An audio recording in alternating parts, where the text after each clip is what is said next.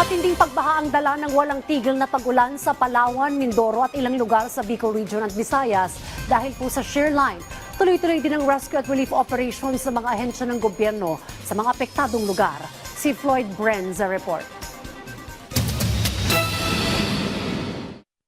Dulot ng matinding sama ng panahon at shear line, ilang bahagi ng Palawan ay malubhang naapektuhan. Sa unang video na ito, kitang-kita ang pagragasa ng tubig na may kasamang mga kahoy.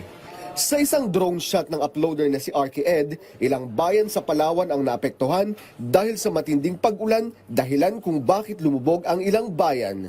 Halos hindi naman madaanan ang isang bahagi ng kalsada na ito sa Brook Point, Palawan dahil sa tindi ng daloy ng tubig sa kalsada. Rinig sa video kung paano isinasalaysay ng uploader ang pangyayari. Maririnig din ang boses ng uploader ng video na ito, ang pangamba at takot habang isinasalaysay ang naging epekto ng matinding pag-ulan.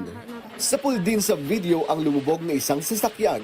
Ang bahay naman na ito lumubog na dahil pa rin sa tindi ng baha. Halos maanod na ang isang bahay na ito dahil pa rin sa matinding sama ng panahon.